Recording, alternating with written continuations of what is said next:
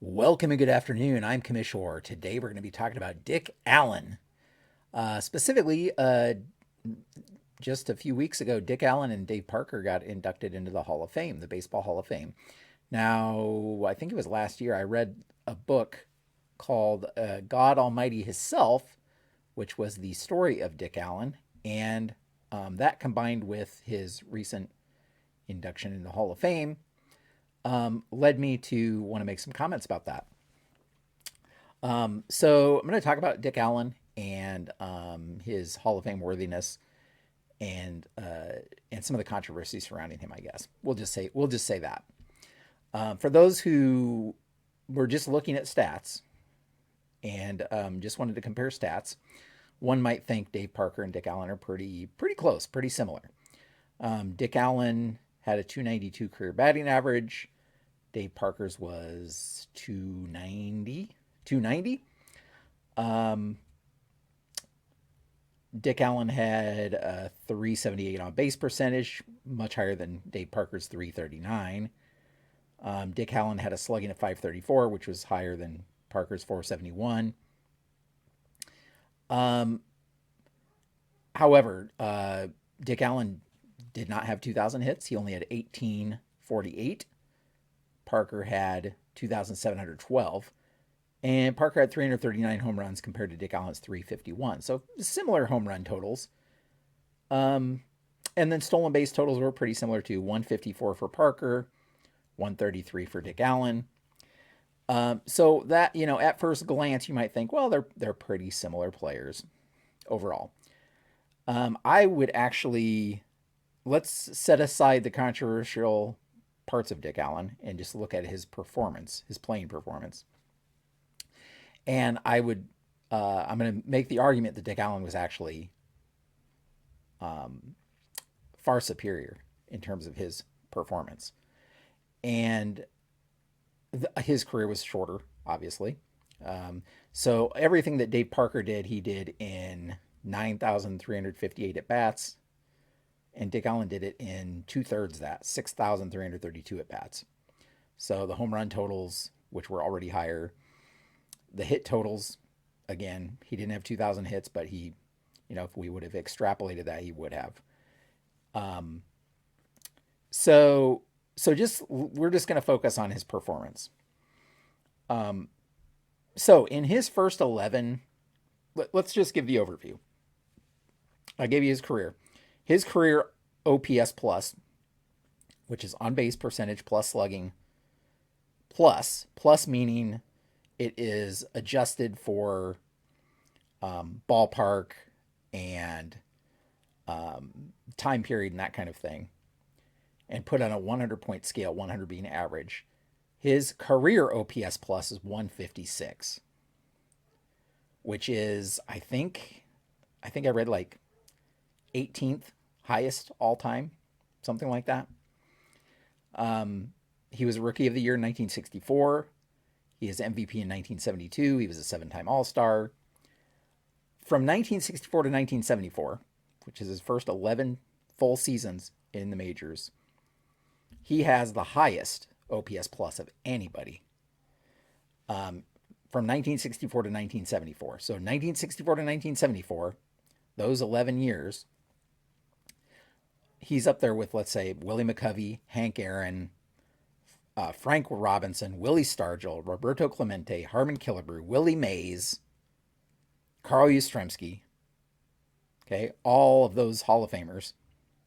He has the highest OPS plus of any of them during that 11-year span. Frank Howard's also in there as the next. He's in that range too, but he's actually way lower. He has a 147 OPS plus. Dick Allen's is 165. So just to kind of give you an idea. So during his first 11 seasons, he was, by OPS plus standards, more dominant than anybody in the game during those 11 seasons. And of those top 10, which he's number one, all but Frank Howard are in the Hall of Fame. And many of them we wouldn't even argue about. Yeah, his has the 18th best OPS plus ever for the first full 11 seasons of a player. So pretty significant. Pretty significant. So we could go season by season. We could break it down. But needless to say, he had a shorter career than many. But during those seasons, he was dominant. And if you want to talk about active players, so what active player has matched him out of all of the active players? Is there any active player who has matched him in their first 11 seasons in terms of slugging, OPS, and I think there's only one that I read, and that's Mike Trout. Mike Trout is the only active player who has a first 11 seasons that matches Dick Allen. Now, granted, Ohtani and Judge, they don't have enough seasons yet for us to make that determination. I'm sure they're going to be past him. But that includes many players who would be no doubt Hall of Famers, many current players that would be no doubt Hall of Famers who had their first 11 seasons actually worse than Dick Allen's in terms of like OPS and slugging and that kind of thing. So I think from a performance point of view, Dick Allen is an obvious Hall of Famer if we just looked at performance. Of course, for the Hall of Fame, we don't just look at performance, right? There are several criteria, and I watched Kurt Berglund's video where he kind of went over the same thing, and voting, as he mentioned in his video, voting shall be based on a player's record, playing ability, but then integrity, sportsmanship, character, and contributions to the team in which he played. And so that's where there's a little bit more controversy, I'd say. And with Dick Allen, there is a lot more controversy in terms of that. In reading God Almighty Himself, which is the story of Dick Allen, which I highly recommend, that really sets the tone for a player who was basically a supremely talented player who came up during that next generation of black ball players. So not the first generation, the Jackie Robinsons and that kind of thing, but like the next generation. And in fact, the Phillies in the 60s, basically Dick Allen was going to be their token first black ball player. The thing is, nobody asked him about it. He did not want to be an activist. Okay, unlike some of the other trailblazers, he didn't want any part of it. He just wanted to play baseball and get paid what he was worth in his mind. And so that led to a lot of friction with team owners, managers, some of his teammates in times, because he really bucked the system in terms of he did not want to be an activist. He didn't want to be a trailblazer.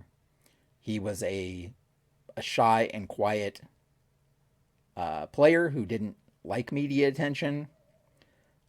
So he had a bad relationship with the press. In addition to that, he was, in terms of some of his negative qualities, he didn't like batting practice. He didn't want to show up to some of the required team things, such as coming early for batting practice. He didn't think he needed it. So he sometimes didn't travel with the team. And he was one of the first sets of players that was during this pre-free agency period, which he would hold out in spring training to try to get a higher salary. And he was one of the first ball players that had an agent, which I thought was interesting. And so he would often hold out in spring training to try to get a salary that he felt he was worth.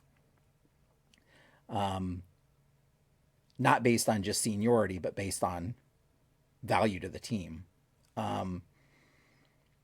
So again, he He butted heads a lot with management, um, and he butted heads with, I think, people's outlook on fans' outlook on players at the time, because at that time nobody was holding out for salary. Teams basically owned the player and could dictate terms on when they got traded and whatever. So his outlook on things kind of flew in the face of all that.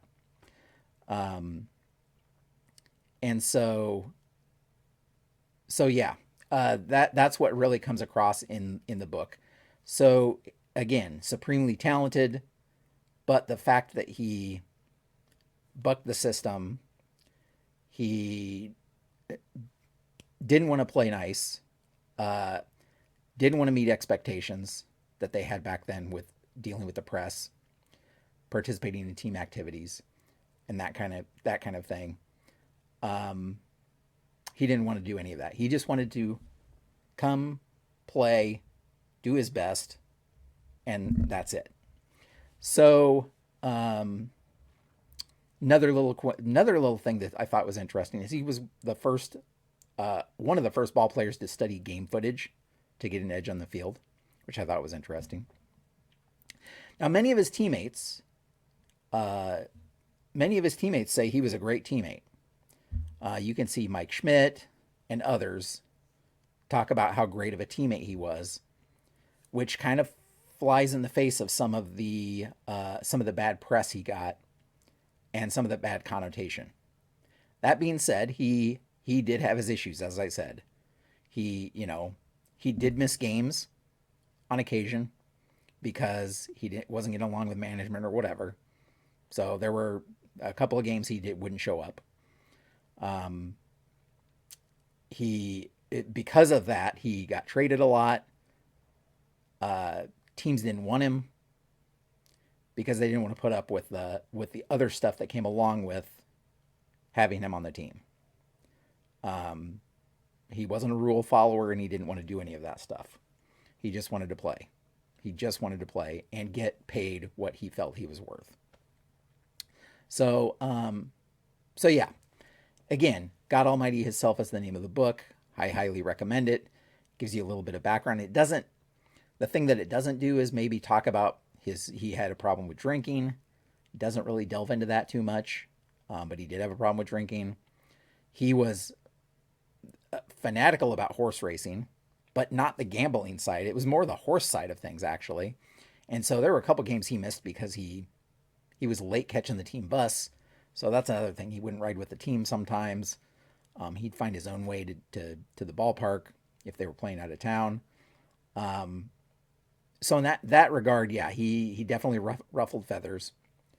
But at the end of the day, for me personally, regardless of all the other stuff, and again, I realize that Hall of Fame voting is based on not just record and playing ability, but integrity, sportsmanship, character, and contributions to the team. I think a generational talent like him has to be in the Hall of Fame.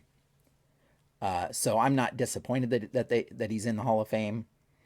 Um, I guess I'm one that would put players like him in the Hall of Fame if at all possible.